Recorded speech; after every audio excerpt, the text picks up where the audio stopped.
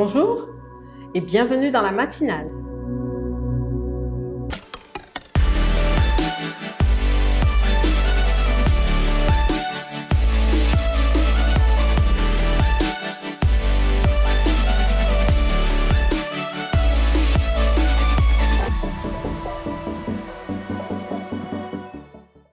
Récemment, je partageais avec ceux qui étaient en réunion de prière une de mes lectures.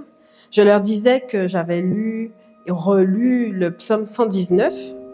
Et comme souvent avec la parole de Dieu, je l'ai redécouvert sous un autre angle. Parce qu'en fait, il y a une phrase qui a attiré mon attention et qui est revenue plusieurs fois dans le texte. Et cette phrase, c'est « Rends-moi la vie par ta bonté, rends-moi la vie ». Plusieurs fois. Mais bon, on en parlera une autre fois. Mais alors que j'étais en train de leur partager cette lecture, le pasteur disait que lui, ce qui avait attiré son attention dans le psaume 119, c'était plutôt le verset qui dit « Donne-moi l'intelligence ». Et en l'occurrence, il s'agissait du verset 34 qui dit plus précisément « Donne-moi l'intelligence pour que je garde ta loi et que je l'observe de tout mon cœur ». D'ailleurs, je vous invite à ne jamais vous lasser de lire et relire la parole de Dieu, car autant de fois vous la lirez, autant de fois vous serez susceptible d'en découvrir les révélations et les précieux secrets. Aujourd'hui, nous allons parler d'intelligence. Notre passage se trouve en 2 Timothée 2, verset 7. « Comprends ce que je dis, car le Seigneur te donnera l'intelligence en toutes choses. » Parlons un peu du contexte. Paul est de nouveau emprisonné. Il attend carrément la mort. Et il écrit à Timothée, son fils spirituel, une seconde lettre. Mais dans cette seconde lettre, il prend un ton encore plus grave que dans la première, parce que la situation des croyants s'est fortement dégradée. Et même certains qui étaient proches de lui se sont carrément égarés dans des discours vains et ont fini par se détourner de la vérité, se détourner du véritable évangile qu'il leur avait enseigné. La situation est d'autant plus grave que ces mêmes personnes, par leur discours, par leur comportement, ont réussi à renverser la foi des autres.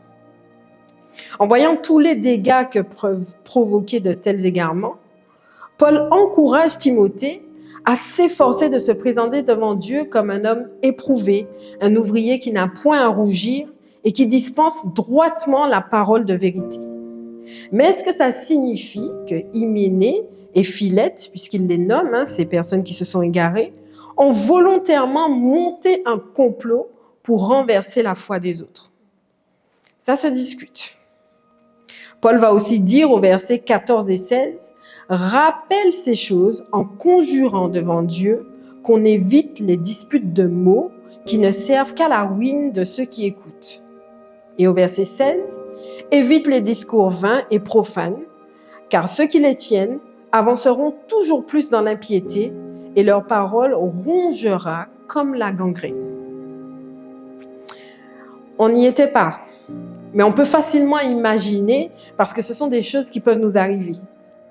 Un sujet est lancé, chacun veut donner son avis, chacun présente ses arguments. Et personnellement, j'aime beaucoup les débats, les discussions autour de la parole de Dieu. Il m'est souvent arrivé de rester de longues minutes sur le parking de l'église et à discuter de choses bibliques. Alors chacun va donner des versets pour défendre son opinion. Et en réalité, il n'y a pas de mal à ça. Mais certains débats sans fin et surtout sans intelligence nous poussent à monter de toutes pièces notre propre vérité, qui est loin, très loin de celle de Dieu. Et ça va si loin que nos vérités deviennent des croyances que nous allons transmettre, que nous allons justifier en prenant des versets à droite, à gauche dans la Bible, tirés de leur contexte, qui deviennent des croyances collectives et qui vont finir par renverser la foi de beaucoup. Nous leur proposons un évangile humain dont le Dieu est soit intransigeant et légaliste, ou soit amour et laxiste, alors qu'en réalité, notre Dieu, il est à la fois amour et justice. Paul est tellement conscient de la subtilité et de la facilité avec laquelle on peut tomber dans de tels travers, même avec de la bonne volonté d'ailleurs, qu'il va mettre en garde Timothée parce qu'il sait qu'il est appelé à faire de grandes choses. Il le met en garde et lui dit au verset 7 justement, « Comprends ce que je dis, car le Seigneur te donnera l'intelligence en toutes choses. » Le dictionnaire définit l'intelligence comme l'ensemble des facultés de conception, de compréhension et d'adaptation. Elle est humaine, cette intelligence. Et on dit d'ailleurs de quelqu'un qui est intelligent, on dit qu'il est intelligent quand il a fait de grandes études ou quand il est capable d'expliquer de manière rationnelle quelque chose que le commun des mortels ne peut pas expliquer ou comprendre. Mais comment expliquer de manière rationnelle quelque chose qui n'est pas rationnel? Comment expliquer et comprendre l'intelligence divine avec notre seule intelligence humaine? Comment comprendre ce que Dieu attend réellement de nous si nous essayons de décoder sa parole avec nos seuls raisonnements humains?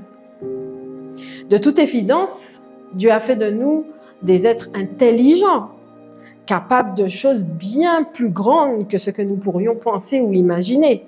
On a vu tout ce que l'homme a été capable de créer. Et cette intelligence, elle est nécessaire pour faire preuve de bon sens en ce qui concerne la parole.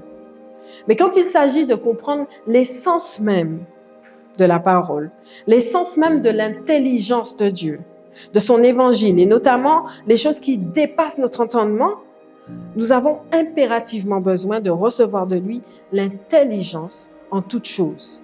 Et parce que c'est un Dieu responsable, il ne nous a pas laissé livrer à nous-mêmes. Il nous a laissé son Esprit Saint, dont le rôle est d'insuffler en nous la partie manquante pour comprendre les révélations divines. On pourrait en parler encore des heures, mais pour faire simple, je dirais que si tu veux filer droit dans les voies de Dieu, si ton désir c'est de plaire à Dieu, si c'est important pour toi de ne pas t'égarer et de ne pas pousser les autres à se perdre, si tu aspires à mettre en pratique la vérité de Dieu, alors réclame l'intelligence. Lisons les deux versets qui entourent le verset 34 dont je vous ai parlé au début, du psaume 119.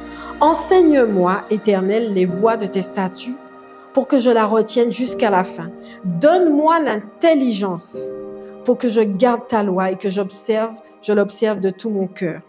Conduis-moi dans les sentiers de tes commandements, car je l'aime. » Sans intelligence, la parole de Dieu n'est que contradiction, règle et folie. Avec intelligence, elle est vie, amour et justice. Réclamons l'intelligence, la compréhension éclairée de sa parole, de ce qu'il veut que nous soyons. C'est elle qui va guider nos choix, nos réactions et nos décisions. Prions. Dieu Tout-Puissant, par ta grâce, par ton amour, éclaire-nous et donne-nous l'intelligence, car nous voulons comprendre ta parole telle que tu as voulu nous enseigner, et non pas avec nos raisonnements humains, nos codes humains. Que vraiment ton intelligence nous donne à voir les choses à ta manière et que nous puissions avancer dans ta vérité au nom de Jésus-Christ. Amen. Je vous souhaite une excellente semaine et je vous dis à très vite sur la prochaine matinale. Soyez tous bénis. N'oubliez pas de vous abonner et de partager la vidéo si elle vous a plu. À bientôt. Si cette méditation t'a touché et que tu souhaites accepter Jésus-Christ comme ton sauveur, répète après moi cette prière. Dieu, je sais que je suis un pécheur et je te demande pardon. Normalement, la conséquence de mes péchés et de mes mauvaises décisions, c'est la mort. Mais je crois que Jésus-Christ a pris ma place sur la croix. Il est mort et ressuscité pour le pardon de tous mes péchés. Aujourd'hui, j'accepte Jésus comme le Sauveur et le Seigneur de ma vie. Merci Jésus de faire de moi un enfant de Dieu. Aujourd'hui, je m'engage à te suivre. Au nom de Jésus, Amen.